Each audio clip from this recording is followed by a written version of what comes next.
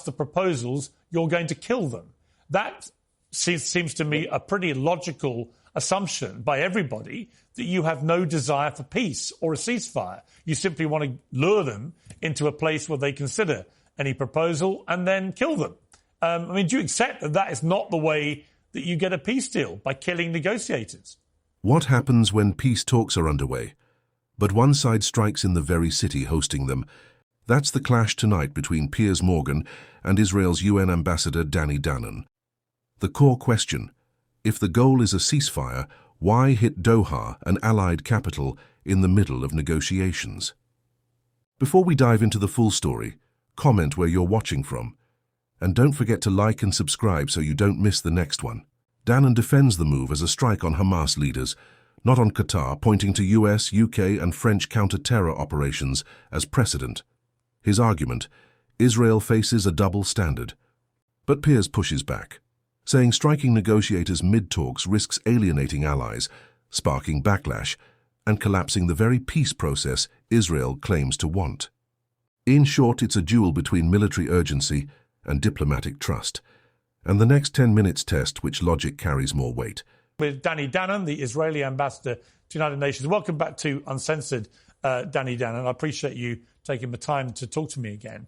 I'm really struggling to understand the logic, if you genuinely want to get to a peace deal, of attacking one of America's leading allies, Qatar, or attacking a Hamas group in Qatar, where the United States has a huge military base there.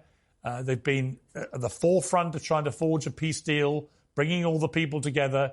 I'm really struggling to understand how launching an attack in Doha that ends up not killing any of the Hamas leaders, as apparently was the intention, but kills a number of other people.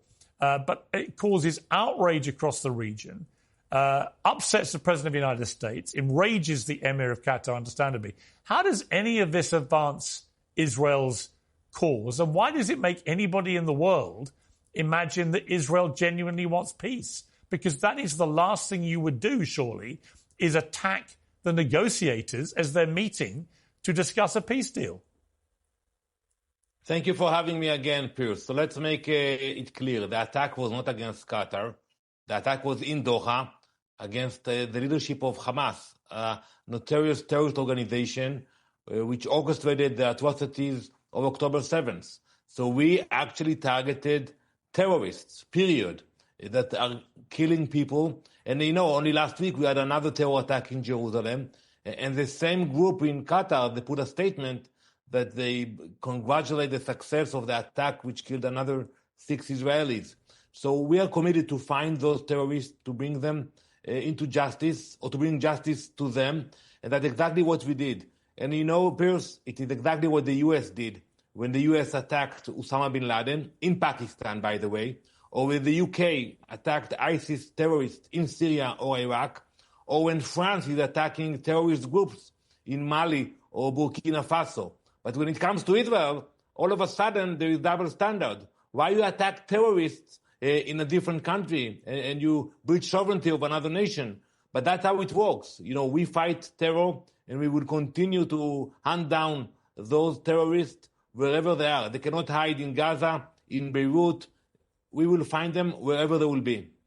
Right, but that doesn't really answer my question. Trying to compare the attack on Osama bin Laden in a compound in Pakistan when he's the leader of Al-Qaeda, as far as I'm aware, he wasn't negotiating any peace process with anybody. In fact, quite the opposite. So a clear, legitimate target. Why would you target people who you are trying to negotiate peace with unless you want to send a message you have no interest in peace? I don't get it. So let's be clear about it. Hamas leadership that was behind the atrocities of October 7th, the one who funded and planned the attack to kidnap Israelis, rape Israeli women and girls, burn people to death, they will not stay with us, period. You can argue with me about the timing, about the location, but they will not stay with us, period. We will get to them. The same way we got to the people who committed the massacre in the Olympic Games in Munich. We got to them. It took us a few years. So the same goes for the leadership of Hamas. We were able to take care of most of them, and we are determined to finish the job, to complete the assignment, to make sure that they will not stay with us after what they did to us. But you know that the families of the remaining hostages are furious about what happened. They believe it has imperiled the lives of the remaining hostages. Many people share that view. It's enraged other countries in the region, some of whom have been moving to potentially formalize, a better relationship with Israel, joining the Abraham Accords. Some of them are members of the Abraham Accords. And everyone's scratching their head, trying to work out the logic of attacking people as they were supposedly meeting to discuss a peace proposal. Because what message are you now sending to the Hamas people who are supposed to be negotiating peace in some format or a ceasefire with Israel if everywhere they meet to discuss the proposals, you're going to kill them? That seems to me a pretty logical assumption by everybody, that you have no desire for peace or a ceasefire. You simply want to lure them into a place where they consider any proposal and then kill them. Do you accept that that is not the way that you get a peace deal, by killing negotiators? Pause for a moment, because two realities are colliding here. On one side, Israel insists it cannot wait forever. 48 hostages are still in captivity, and applying constant pressure is part of its military doctrine. The logic is simple: keep Hamas leadership under threat until they're forced to make concessions. On the other side lies the diplomatic cost. Qatar isn't just another country. It's a US ally, home to a major American base and the key mediator in these negotiations. A strike in Doha might send a signal of resolve, but it risks crippling the very channel needed to secure a ceasefire and get hostages home. And for the families of those captives, none of these strategic calculations matter. Their measure is stark: not the message Israel sends, but whether their loved ones return alive.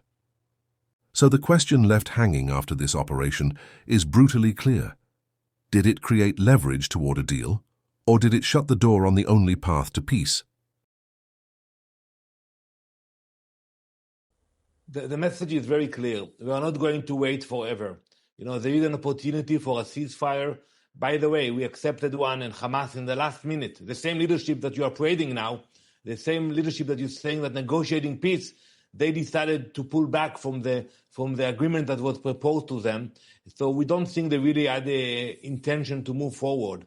And even now, they can still decide to accept the proposal that President Trump put forward before we operate into Gaza, before we take more actions. But we cannot just wait and wait and wait.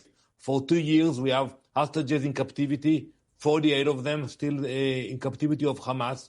We are not going to sit idly by and wait for Hamas to decide what will be the next step. We will go after them, and we will find them, and we will kill them. So it's up to them to decide now what they want to do next. And I hope also for Qatar, it's about time that Qatar will decide whether they want to harbor terrorists or not.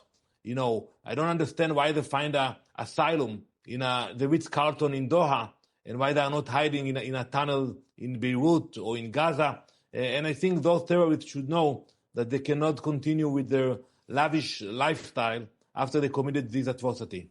Well, let me be clear. I think Hamas are a brutal terror organization. I think it is disgraceful that their leadership have lived the life of luxury out of Gaza, whilst leaving the people of Gaza to be killed in huge numbers, as they've enjoyed splendid luxury elsewhere. I completely concur with that. But from a purely political perspective of trying to bring an end to this war, I don't understand what was gained by attacking in Doha, in Qatar, the heart of one of America's allies, America being the principal sponsor of Israel, why this has benefited anyone, including Israel, given the rage that has been seen since then, understandably by Qataris, but also many others in the region, many other leaders in the region.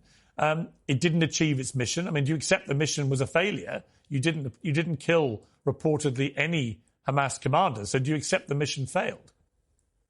Well, it's too early to call. We have to wait to see. Also, when we assassinated Muhammad Deif. It took a few weeks to confirm.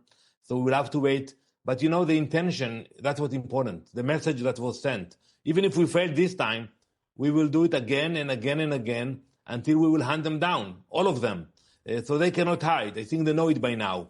And I think that message is an important one. And I think actually it will help us to move forward with the ceasefire agreement. Because, for the people of Gaza, we know Hamas don't care about the people of Gaza. You agree with me about that. But maybe they care about their own lives and their own future, that they will negotiate a ceasefire deal. Finally, the UN General Assembly takes place next week with many countries, including the UK, France, Canada, Australia and Belgium, expected to recognise Palestine as a state. What is your message for them as everybody meets next week? Well, we know it's a theater. We know it's nothing will change the reality on the ground. It will be another empty declaration. And I will give you one example. In that declaration that they want to adapt, it says that Hamas will not be part of the equation for the future in Gaza. And I asked my colleagues, who exactly is going to get rid of Hamas? Hamas will not adapt the UN resolution. So basically, they want us to do the hard work, the dirty work for the entire world, to get rid of Hamas in order to build something new in Gaza and reconstruct Gaza. So we will have to do that. We will have the responsibility on our shoulder to make sure Hamas is not there. So there will be speeches, declarations, but when you look at what's happening on the ground, it's our forces which creates new reality on the ground. Danny Danon, I appreciate you joining me again. Thank you very much. 10 minutes in and the dividing line couldn't be clearer. On one side, Israel insists it will strike Hamas leadership anywhere, no matter the venue, no matter the timing. On the other, critics argue that hitting targets during peace talks and on Allied soil comes at a steep diplomatic cost. So here's the real question left hanging. Did this operation add leverage to Israel's bargaining hand, or did it sabotage one of the few fragile pathways to a ceasefire? Deterrence versus diplomacy. Which logic wins out here? Drop your view in the comments. I want to hear what you think. Until next time, this has been The Whip Line. Thanks for tuning in.